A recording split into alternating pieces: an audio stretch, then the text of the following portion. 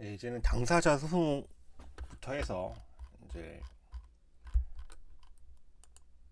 행정 소송에 관련돼서 당사자 소송이랑 행정 소송과 유사한 행정 심판, 그리고 이제 그 외에 행정 구제 종류로 볼 수 있는 국가배상, 손실배상까지 합쳐가지고, 그러니까 요 이제 항고 소송이 제일 중요한 거니까 항고 소송 이외의 어떤 행정 구제와 관련된 절차들을 연결시켜서 한 번에 보도록 하겠습니다.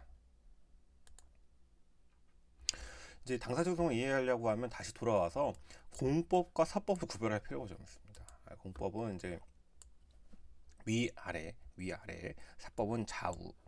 저희가 이제 공법 일반에 대해서 설명드리면서 엄마와 나와의 관계, 교수와 제자와의 관계, 그리고 이제 사람과 사람 사이의 관계, 사람과 사람 사이의 수평적인 관계를 사법 관계라고 보고 일반적으로, 뭐꼭 그렇진 않지만 위아래의 단계를 공법으로 봤을 때 그 경우에 있어서도 나눠서 본다고 하면 이 위아래 권력관계 교수 제자로 위아래 엄마와 나와의 관계이긴 하지만 이제 교수 제자가 수평을 할 때도 있거든요. 예를 들면 제가 카페에 가서 제자한테 커피를 사 마시려고 하더니 돈이 없어 돈을 빌린다. 그래서 제자한테 돈을 빌리는 경우, 돈을 빌려서 시켜가지고 야 돈 내놓으라고 해서 그냥 뭐 이 급부 하명으로 나한테 1,000원을 내놓으라고 할 수도 있긴 하겠지만 그게 아니라 지금 돈 1,000원 빌리는 거잖아. 2,000원 빌리는 거기 때문에 그때는 이 국가도 사람 대 사람과의 하나의 어떤 법인을 유사하게 봐가지고 권리 주체로 봐가지고 수평적인 관계가 되지 않겠습니까? 그러다 보면 중간에 약간 관리 관계가 인정되는지 여부에 영향이지만 약간 애매모호한 경우들이 있을 수가 있다. 그래서 저는 이거를 이제 대표적인 예로 교수와 조교와의 관계 같이 이런 것들을 이제 애매한 영역들이 있을 수가 있는데 이 얘기를 왜 말씀드리냐면 일반적으로 이런 권력 관계는 항고소송으로 가고 처분으로 봐가지고 국고관계 민사소송으로 가면 되는데 관리 관계가 항상 당사자 소송이냐 애매할 수도 있다. 예. 국고 관계가 민사소송 이거는 이제 우리가 이제 토로 안다는데 국고 관계와 관리 관계가 과연 구별이 쉬운가라는 문제도 있긴 있어서 당사자 소송은 사실은 저도 그렇고 이게 사실은 굉장히 좀 이렇게 직관적으로 다 와닿지는 않는 영역이긴 합니다. 그럼에도 불구하고 일단 당사자 소송은 법률관계 당사자이기 때문에 이런 행정기관인 처분청이 당사자가 되는 것이 아니라 처분청에 속한 하나의 어떤 그 권리 의무 주체가 되는 거거든요. 그렇다고 하면 이게 이제 이게 행정기관이라고 치면 당사자 소송에서는 이제 국가가 되겠죠. 국가. 예, 그래서 이제 그 예시를 설명드리면 만약에 한국 소송에서 국토교통부 장관이 문제되는 경우가 한다고 하면 국토부의 어떤 사무와 관련돼서 그게 당사자 소송이 대상된다고 하면 그때는 그 대한민국이 되는 거. 이게 만약에 이제 그 지방자치단체라고 한다고 하면 서울특별시장이 어떤 처분을 하는 건 한국 소송이겠지만 만약에 서울특별시의 어떤 권리 의무가 기속이 되는 거를 전제로 당사자 소송이 된다고 하면 예, 그때 이제 그 원고 피고는 서울특별시가 된다라는 점. 그러니까 이제 요 당사자 소송은 민사소송이랑 굉장히 유사한 거죠. 예, 그러니까 이제 이게 이제 사법의 대표적인 민사소송이랑 항고소송 가운데 끼다 보니까 당사자 소송이 이제 굉장히 애매하고 약간 어렵게 하고 난해하기도 하고 잘 이해가 안 되는 역들인 게 민사소송으로 봤을 때 유사한 속성도 있고 예 어쨌든 여기 행정소송은 여기까지가 행정소송인 거니까 행정소송이다 보니까 이 가운데 껴있으면 회색지 되는 거죠. 회색지대. 그러다 보니까 약간은 이제 그 직관적으로 이해가 쉽지 않은 측면이 있습니다. 그러다 보니까 이걸 가지고 잘 보셔야 되는 것이 피고 적격에서 봤을 때 피고 적격에서 치소송은 당 법률 특별한 규정이 없나 처분 등을 행할 행정청을 피고로 하지만 이거는 그게 속한 권리 주체인 국가나 공공단체 한쪽 당사자 법률 관계에 관련된 거 이건 처분에 관련된 거 그러니까 이런 차이가 있다라는 거 보시면서 당사소송에서는 기본적으로 취소소송 절차를 준용하긴 하지만 관련돼서 관련 청구의 소송, 이송, 병합 관련된 문제들도 같이 문제가 될 수 있을 것 같습니다. 이걸 전제로 했을 때 공법관계, 사법관계 구별된 설명을 옳지 않은 것을 본다고 하면 국유재산 중에 행정재산의 사용 허가는 허가는 공법관계인데 무상 사용 허가를 받은 행정재산에 대해서 전대하는 거, 받은 행정재산을 내가 전대하는 거, 전대차는 사법관계이다. 조달청장이 예상액에 따라 계약을 체결하거나 입찰 보증금 기소 국고 기소 조치를 하는 것은 사법관계에 해당한다. 예. 계약 체결하거나 보증금 국고 기소 조치하는 거. 우리가 이제 이거는 사법관계에서도 내가 이제 공개 입찰로 팔려고 하는데 입찰하고 이제 보증금을 내놨는데 예. 만약에 이제 그게 안 됐다라고 하면 보증금 그냥 먹는 거잖아요. 먹는 거기 때문에 이건 일반적으로 사법관계에 해당되는 거. 이것도 당연한 거. 세 번째, 무단 점유에 대한 변상금 부과 처분은 공법관계의 처분인 거니까. 근데 일반 재산의 대부행위, 빌려주는 거는 사법관계에 해당한다. 빌려주는 거, 돈 빌려주는 거, 내가 돈을 차용할 수도 있는 거잖아요. 예. 4번, 조달청장이 법령에 근거해서 입찰 참관 자격을 제한하는 것은 이거는 입찰 참관 자격 제한하는 거는 사법관계가 아니라 공법관계로 봤기 때문에 항고소송의 대상이 될 수 있다. 그래서 이게 아까 봤던 행정의 실효성 확보 수단에서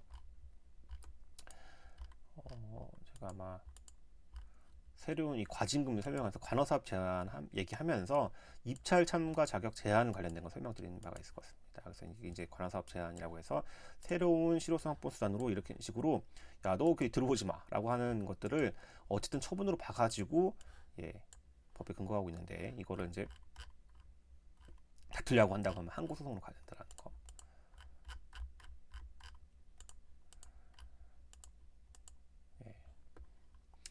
그 다음에 행정심판법을 보려고 하는데 행정심판은 결국에는 이제 행정재판을 통해서 판결을 받게 되는 거와 유사하게 행정심판을 하면 재결의하는 것을 받게 됩니다. 그러니까 결국에는 사법부 행정소송, 행정재판을 하면서 받는 거와 유사하게 행정 내부에서 행정심판이 이루어진다는 걸 의미하거든요. 예, 그렇기 때문에 행정심판제도는 다음과 같은 특성을 가지고 있습니다. 그래서 의, 역사, 기능, 종류, 장점 여러 가지들이 있을 텐데 물론 행정심판의 자랑이라고 여러 가지 설명하고 있지만 뭐 이런 게 실익이 있는지는 잘 모르긴 하겠습니다. 그럼에도 불구하고 어쨌든 항고소송제도, 행정소송상 항고소송제도랑 비교해 봤을 때 행정심판법상의 행정심판제도를 좀 구분해 보면 기본적으로 임의적 절차다. 그리고 행정의 자기통제적인 속당이 있다 보니까 부당성까지 다툴 수가 있고 특히 거부처분 취소소송밖에 인정 안 되는 행정소송과 달리 의무이행 심판이 인정되고 그렇기 때문에 이에 근거해 직접 처분제도, 임시처분 제도가 인정되고 있다. 요 비교를 잡으시겠죠. 그래서 행정소송, 특히 항고소송에서는 거부처분 취소소송과 이거에 따른 간접 강제만 인정되었었는데 행정심판에서는 의무이행 심판이 가능하다라는 점, 이게 좀 특이한 점이 되죠. 그러니까 보시면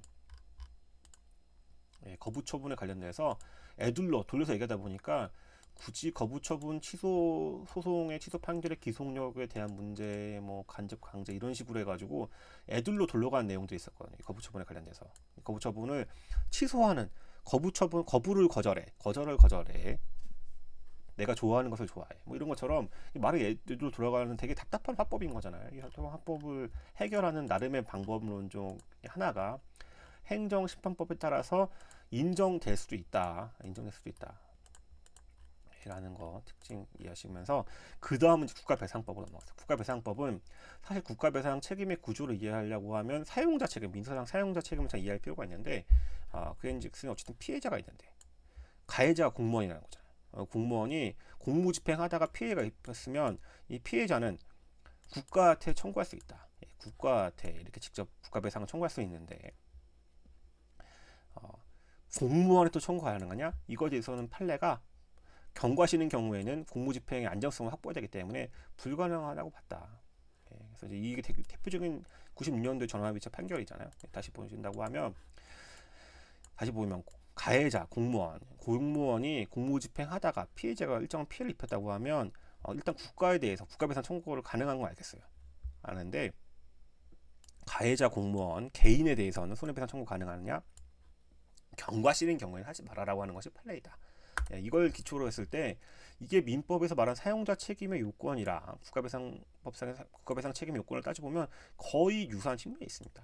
민법의 사용자 책임 피용적 불합행위가 있어야 되는 거, 자연인, 가해행위, 고의가실, 유법, 손해발생, 인과관계, 그 다음에 상호집행 관련성, 면제사유 없을 것을 따지는데 국가배상법에서는 공무원의 불합행위가 있어야 되는 것이다. 여기서 말하는 공무원은 공무수탁 사유는 포함된다. 가해행위는 행정처벌에 한정되지 않고 입법, 사법 작용, 사실행위 다 포함되는 것이죠. 모든 행정작용 아니면 입법, 행정사법 다 포함된다. 가해행위라고 한다고 하면 다만 고의과실을 요구하는 것이 어려운 거죠. 고유가 집중하는 게 쉽지 않다 보니까 위법성 관련된 거 문제가 있고, 직무집행 관련성은 사무집행 관련성은 유사하게 외형설인 거 문제가 없는데, 요 3번에서 차이가 나요. 3번 사용자에게 면책 사유가 있으면 문법에서 사용자가 책임을 안 지는데, 국가는 일단 다 언제나 책임 부담한다는 거죠. 언제나 책임 부담. 예, 그러니까 이 가해자 공무원에게 경과시는 경우에 인정 안 하더라도 큰 문제 없다라고 하는 것이 판례 태도인 겁니다. 그러니까 일반적인 사용자 책임회사라고 하면 이 여기 국가 대신에 사용자 회사가 야 나는 최선을 다했다라고 하면 면책 그 면책 사유에 대한 항변을 주장할 여지가 있는데, 실제상 잘 인정 안 되긴 하지만 그럼에도 불구하고 국가는 어쨌든 면책사가 우리 그거 안 따라진다, 그냥 공무원이 사고 치면 내가 다 책임져 주겠다라고 하는 것이 국가의 태도이기 때문에 일단 내가 다 위험을 인수해서 내가 책임을 질 테니까, 가해자 공무원은 고의 중과실인 경우에만 개인적으로 어쨌든 연대 책임을 지는 것이고, 경과실인 경우에는 경과시는 경우에는 전적으로 국가 등에만 기속시키고 공무원 개인에게는 그로 인한 책임을 부담시키면 안 되겠다라는 거. 예. 관련돼서 처분취소소송과 국가배상 청구소송을 비교할 필요가 있는데, 물론 국가배상 청구소송에서 말하는 가해행위에는 처분에 한정되고 있지 않지만 처분인 경우도 있었을 거 아니에요. 그 문제되는 것이 가해행위가. 예, 그런 경우라고 하면 처분취소소송이랑 병행돼서 같이 진행되는 걸 생각해 볼 필요가 있을 텐데, 그럴 때는 사실 우리가 봤던 1단계 소송 요건이랑 2단계 본안 판단 요소가 좀 다를 수가 있다라는 거. 예, 본안 판단은 우리가 아까 봤던 그 요건들일 것이고, 예, 관련해서 국가배상 청구 소송은 기본적으로 민사 진행된다. 아까 행정소송, 취소소송이 항고소송의 한 유형이니까 행정소송법이 적용되는 것과 다르게 국가배상 청구소송은 민사법원이다. 그리고 피고적격, 아까 처분청이었지만 이거는 이제 행정주체가 국가적인 지방자치단체인 행정주체가 피고가 된다라는 거. 그러니까 요 지점이 좀 특이한 거. 예, 그리고 이제 이게 관련돼서는 사실은 이제 요 처분취소소송과 국가배상 청구소송이 동시에 진행되면 병합 진행될 필요가 있을 것이고, 이송해가지고, 그게 아니라 먼저 진행되는 경우라든지 처분취소소송의 공정력 문제, 아니면 이제 취소되기 전, 그러니까 처분취소송 제기하지 않고 국가배상 청구소송만 할 수 있느냐 봤을 때 일단 가능하다고 보지만, 그럼에도 불구하고 고유과실 인정 쉽지 않을 것입니다. 그러니까 그 얘기는 위법성 얘기만 문제가 되는 것인데, 아무튼 그 얘기는 차치하고, 그 다음 취소소송에서 어떤 기판력이 국가배상 청구소송에 미치는지 여부도 문제가 될 수 있는데, 아무튼 그 부분들은 좀 어려운 내용들이다 보니까 나중에 꼭 한번 찾아서 읽어보시길 바라면서, 그 다음은 이제 보상과 배상 구별할 필요가 있는데요. 그러니까 보시면 국가배상법 제2조에서 보시면, 다만 군인, 공무원, 경찰 공무원 이런 경우들은 보상을 지급받을 수 있을 때에는 배상 청구할 수 없다고 했거든요. 그러니까 이 얘기는 굉장히 좀 의례적인 거예요. 왜냐하면 헌법 29조에 이런 식으로 이제 헌법 29조 2항이 들어가 있다 보니까 어쩔 수 없이 국가배상법 제2조가 만들어져 있는 건데, 원래 보상금은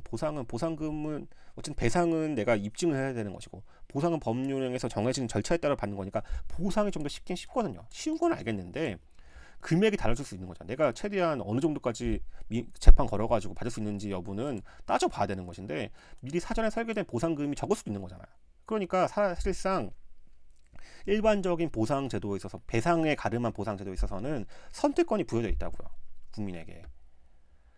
어려운 길이지만 그래도 최대한 내가 한번 베팅을 해서 배상으로 한번 땡겨 볼 건지, 아니면 쉽게 보상은 이미 그 절차만 준수해서 내가 요건에 따라서 하면 돈이 나오잖아요. 예정된 금액이 나오기 때문에 쉬운 길을 갈 것인가 험한 길을 갈 것인가를 선택할 수 있는 그 선택의 가능성이 있단 말이에요. 그래서 보상금 지급 받더라도 배상 청구를 포기할 것인지 여부는 별개의 문제인 것인데, 지금 보상 지급 받을 수 있는 경우만 있으면 배상 청구할 수 없다고 하는 거니까 굉장히 이례적인 조문인 거잖아요. 이게 헌법 29조 2항에서 유래하고 있는 것이기 때문에 판례에 있어서는 요에 대한 이 내용들을 한정 해석하는 게 유리한 거죠. 그러니까 군인, 공무원, 경찰 공무원, 예비 전 군대원이 보상금을 지급받는 게 항상 유리하지 않고, 나는 내 의사대로 배상을 청구할 수 있는 게 유리할 수도 있는 거잖아요. 그렇기 때문에 그런 판례가 일정 부분 형성되어 있다는 것을 알아두시면서 관련된 내용을 살펴보시면 될 것 같습니다. 그래서 본다고 하면 국가배상법에 관련돼서는 지금 아마 이중배상 금지 관련된 판례가 나온 것 같습니다. 그래서 이 이중배상 금지가 사실 제 생각에는 뭐 중요한 그 지엽적인 내용인 것 같은데, 차라리 국가배상에 관련된 이런 일반적인 요건들, 아까 봤던 이런 요건들에 관련된 특히 가해행위 같은 경우에 있어서도 부작위 위한 가해행위, 그게 이제 부작위 위한 가해행위가 위법한지 이 부분 되게 중요한 내용도 있을 수도 있는데 판례도 많고 하는데 이중배상 금지에 관련된 거는 사실 좀 약간 지엽적인 측면이 없지 않아 있습니다. 아무튼 옳지 않은 것은 다른 법률의 규정에 따라 보상금 청구권이 모두 시효 소멸된 경우라고 하더라도 국가배상 제1조의 제의랑 단서 규정이 적용된다. 시효 소멸한 경우랑 별개이기 때문에 이건 맞는 지문. 경찰 공무원이 피해자가 공무원연금에 따라 공무상 요양비를 지급받는 것은 이조에 정한 다른 법령에 해당하지 않는다. 경찰 공무원인 피해자가 공무원연금법에 따라서 공무상 요양비를 지급받는 것이기 때문에 아까 전투 훈련 관련된 재해보상금, 유족연금, 상해연금 관련돼서 요거랑은 좀 다르다고 보는 거, 좋게 봐야 되는 것이니까.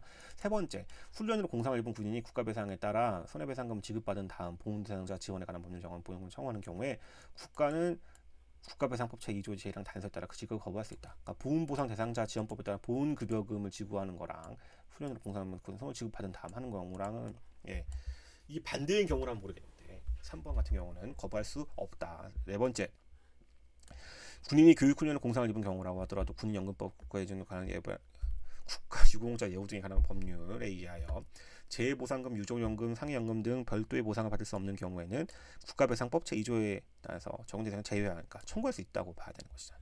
정답은 3번으로 보시고 넘어가면 되겠습니다.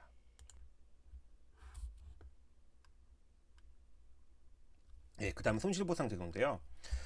손실보상 제도는 사실 헌법 23조 1항, 2항, 3항의 내용을 잘 이해하는 것이 가장 그 문제의 단초인 것 같습니다.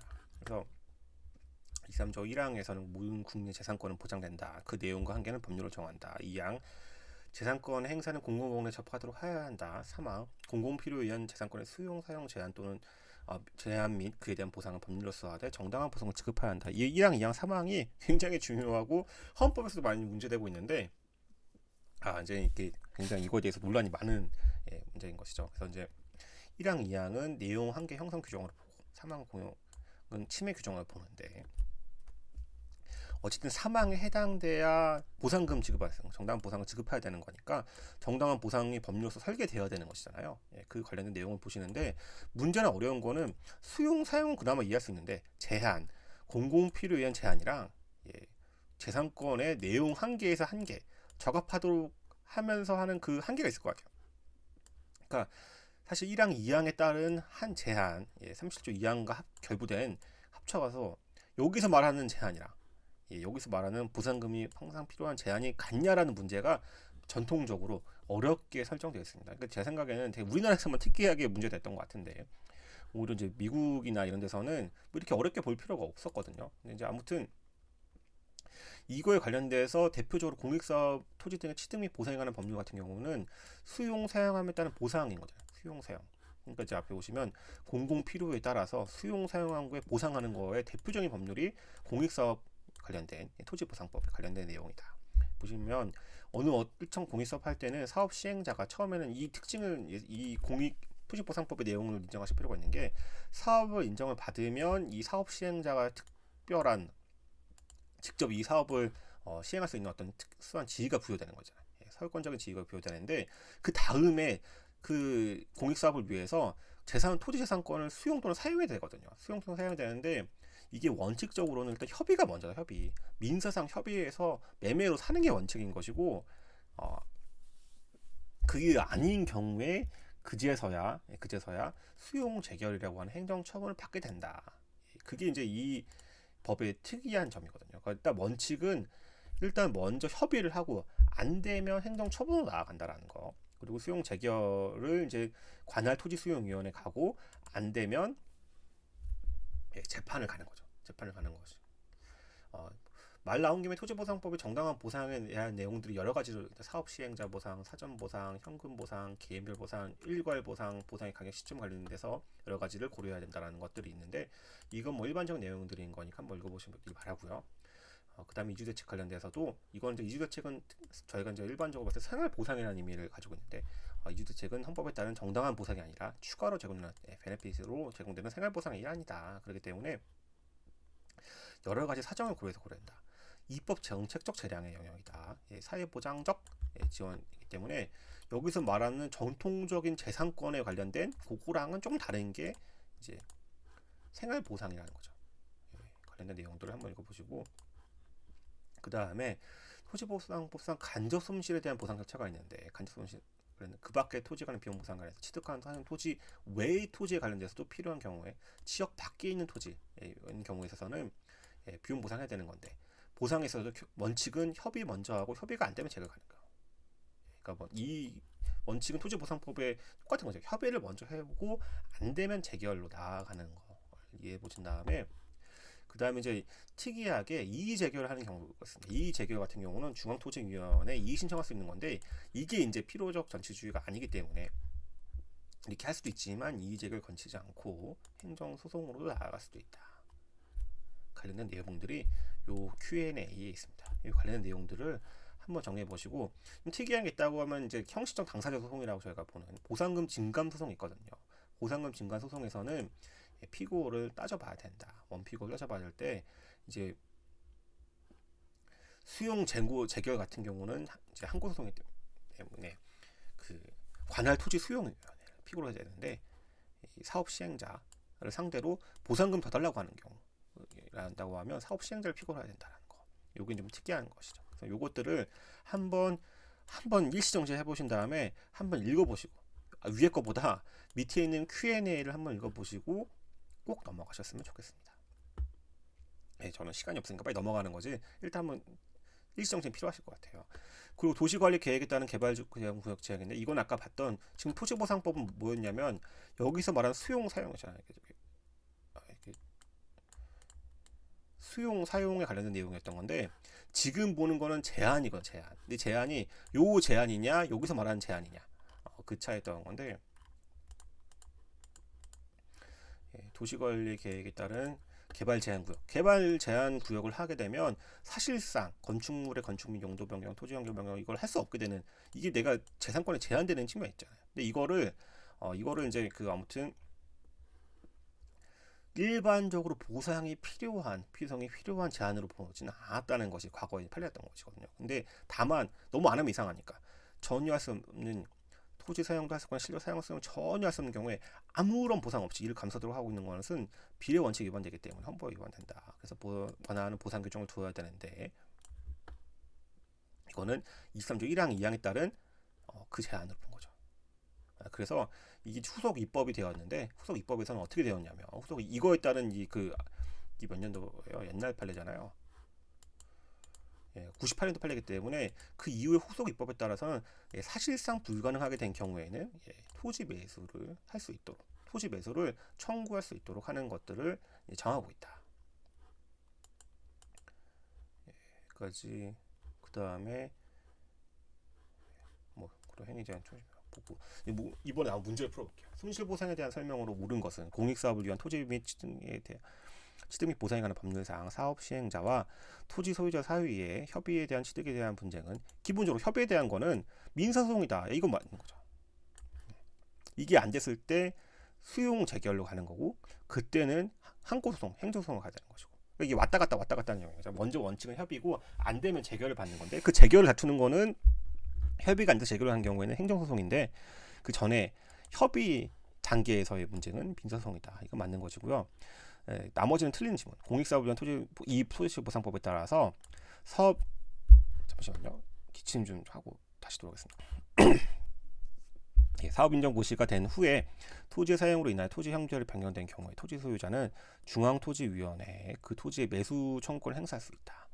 그 다음에 이제 헌법재판소는 개발지역 지정 및 관리에 대한 특별조치법 제11조 1항 등에 대한 위헌소송 사건에서 토지 효용의 효용 검사 인정 보상 규정을 두었지만 적절한 소신 보상에 해당된다고. 그러니까 애초 옛날 판례에서는 위헌이라고 봤지만 그 다음 판례에서는 합헌이라고 결정했던 거. 이건 아마 교재의 어떤 책들에 있을 것이고, 사업 시행자는 동일한 사업 지역의 보상 시기를 달리하는 동일 소유 토지 등이 여러 개가 있는 경우에 토지 등의 소유자가 일괄 보상을 요구하더라도 일괄 보상하면 일괄 보상해야 되는 것이죠. 원칙이기 때문에 단계적인 거는 완전 자기 특혜인 거지. 뺏어가는 것도 억울해 죽겠는데. 그렇기 때문에 요건 아마 아까 있었던 것 같은데요. 일괄 보상을 한꺼번에 보상금을 지급하도록 해야 된다 라고 하는 내용이 있었습니다. 그러고 보니까 지금 2번을 건너뛴 것 같은데, 2번 같은 경우에서는 뭐 토지 소유자가 지금 중앙토지수용위원회 바로 매수 청구권을 행사할 수 있는 것이 아니라 항상 먼저 협의를 하거나 사업 시행자와 협의하거나 중앙으로 바로 가는 것이 아니라 관할 지방 토지 수용 위원회 먼저 가야죠. 보시면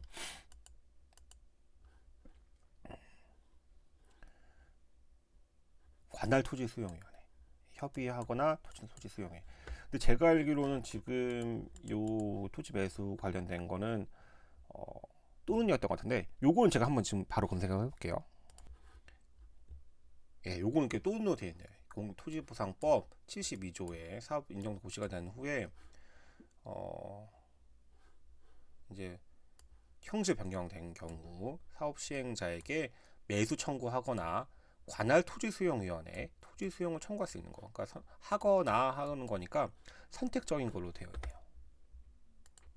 그래서 지금 보시는 요런 같은 2번 같은 경우는 사실 뭐 조문 문제이긴 해서 뭐 이 문제가 이 조문이 다시 나온다는 보장이 있는 거잖아요. 이번 이렇게 나온 김에 한번 보는 것이고 그렇게 중요하게 보실 내용은 아닌 것 같습니다. 아무튼 1번이 중요한 거, 옳은 것인 거니까 이렇게 보시고요. 일단 이렇게까지 해서 그 말을 빠르게 하긴 했지만 아무튼 한번 전반적으로 행정법 관련된 전반적인 내용들에 대한 연습 문제를 풀어보면서 한번 훑어봤습니다. 아무튼 관련된 내용이 있어서 또 질문 있으시면 언제든지 해주시고요. 일단 오늘 강의는 이것으로 마치도록 하겠습니다. 감사합니다. 수고하셨습니다.